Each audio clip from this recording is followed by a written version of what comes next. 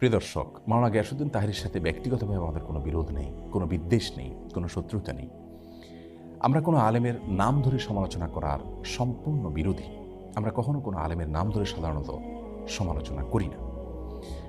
বিশেষ করে কোনো আলেম যদি এমন কোনো মত পোষণ করেন যে মতের সাথে আমি একমত নই, কিন্তু তার মতের সপক্ষে কোরআন হাদিসের কোনো দলিল তিনি এমনভাবে পেশ করেন যে কোরআন হাদিসের আলোকে তিনি সে মতটি পোষণ করেছেন, এটি তার একটা বুঝ, তার একটি গবেষণা এমনটি হতে পারে, তাহলে সেক্ষেত্রে তার বিরুদ্ধে বিষোদ্গার করাকে আমরা সঠিক কাজ মনে করি না।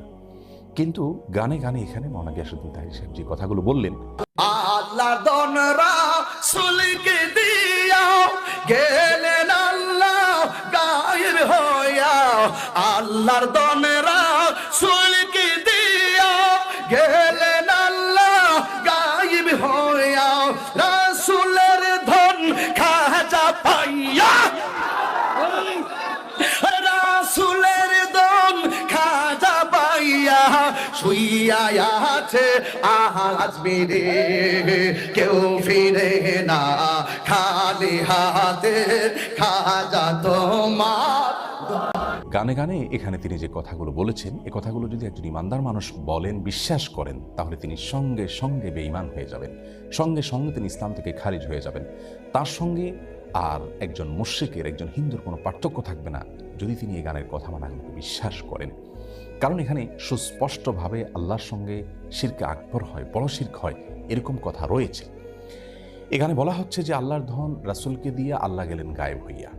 আল্লাহর ধন যদি রাসূলকে দিয়ে আল্লাহ গায়েব হয়ে থাকেন, নাউজুবিল্লাহ, তাহলে সেক্ষেত্রে তার বিবরণ তো কোরআনে থাকবে, তার বিবরণ তো রাসূল আকরাম সাল্লাল্লাহু আলাইহি ওয়াসাল্লামের কোনো হাদিসে থাকবে। অথচ কোরআন হাদিসে এরকম কোনো কথা তো নাই, বরং হুবহু এর বিপরীতটি কোরআনে রয়েছে অত্যন্ত পরিষ্কারভাবে, স্পষ্টভাবে। সূরা আনআম সহ কোরআনে কারীমের 2 জায়গায় আল্লাহ রাব্বুল আলামিন বলেছেন তার রাসূলকে নির্দেশ দিয়ে, কুল লা আকুলু লাকুম ইনদি খাযাইনুল্লাহ ওয়ালা আ'লামুল গায়ব। হে রাসূল, আপনি বলে দিন মানুষদেরকে, আমি কখনো তোমাদেরকে এই কথা বলি না যে আল্লাহর ধনভাণ্ডার আমার কাছে আছে এবং আমি গায়েবও জানি না। দেখুন, এখানে আল্লাহ রাব্বুল আলামিন পরিষ্কারভাবে তার রাসূল সাল্লাল্লাহু আলাইহি ওয়াসাল্লামকে বলছেন, আপনি বলে দিন মানুষদেরকে যে আল্লাহর ধনভাণ্ডার আমার কাছে নাই। সুবহানাল্লাহ, কেমন যেন এই গানের খণ্ডনে আল্লাহ তাআলা আয়াত নাজিল করেছেন। গানের কথামালা সরাসরি এই কোরআনে কারীমের বিপরীত। তাছাড়া আল্লাহর ধন রাসূলের কাছে দিয়ে আল্লাহ গায়েব হয়ে গেছেন, আবার রাসূল সাল্লাল্লাহু আলাইহি ওয়াসাল্লাম একটা খাজা পায়া খাজা আজমিরে শুয়ে আছেন, এই যে শেষের অংশটা, সেটা আরও জঘন্য।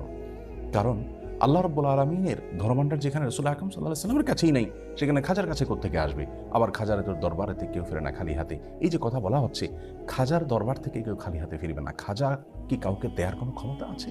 পৃথিবীর কোনো কবর, সেটা যত বড় নেককার মানুষের হোক না কেন, যত বড় ভালো মানুষের হোক না কেন, তার কবর থেকে, তার কবর জিয়ারত করে সেখান থেকে মানুষের কোনো কিছু পাওয়ার কোনো সুযোগ আছে? কোরআন হাদিস বলে, ইসলাম বলে, সেখান থেকে মানুষের পাওয়ার কিচ্ছু নেই। রাসূল আকরাম সাল্লাল্লাহু আলাইহি ওয়াসাল্লাম তার এক সাহাবীকে বলেছেন, ওয়াইজা সাআলতা ফাসআলিল্লাহ ওয়াইজা ইসতাআনতা ফাসতাইন বিল্লাহ। কিছু চাইতে হলে আল্লাহর কাছে চাইবে, কোনো সাহায্য চাইতে হলে আল্লাহর কাছে চাইবে।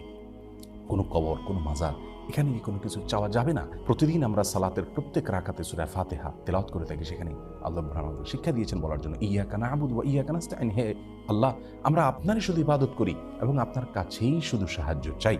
তার মানে সাহায্য আল্লাহ ছাড়া কারোর কাছে চাওয়া যাবে না।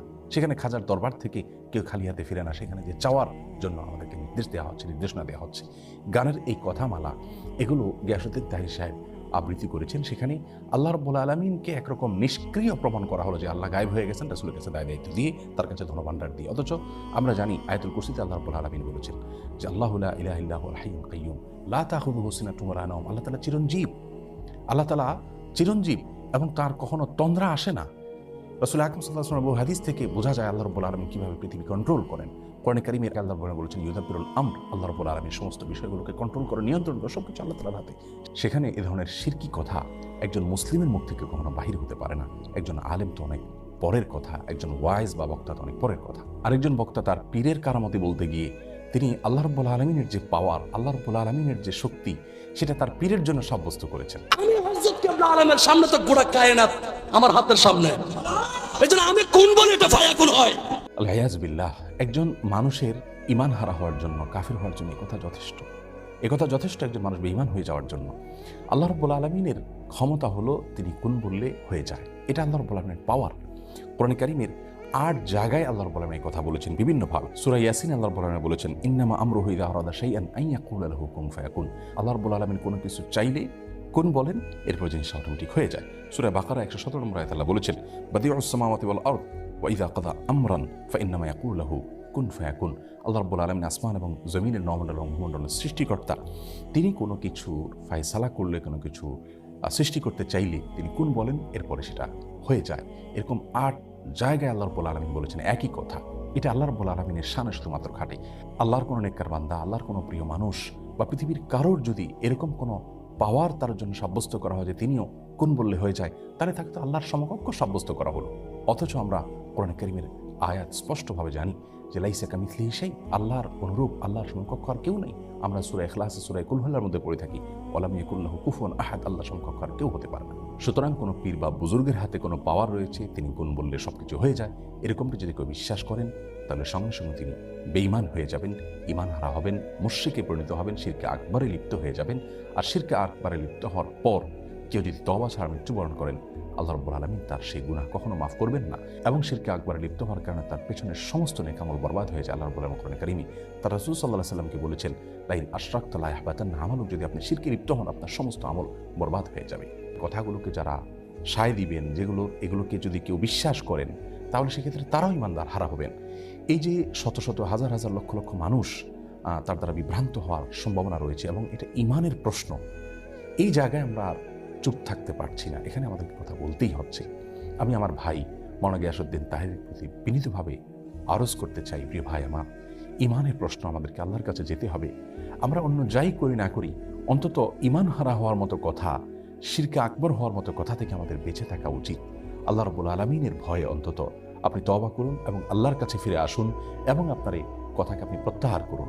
এতে আপনি আল্লাহর কাছে সম্মানিত হবেন, মানুষের কাছেও সম্মানিত হবেন ইনশাআল্লাহ বিইذنিল্লাহ। আল্লাহ তাআলা আমাদের সকলকে শুদ্ধ এবং সুন্দরের পথে থাকার তৌফিক দান করুন, ঈমান হারা হওয়ার মতো কথা এবং বিশ্বাস থেকে বেঁচে থাকার তৌফিক নসিব করুন। আসসালামু আলাইকুম।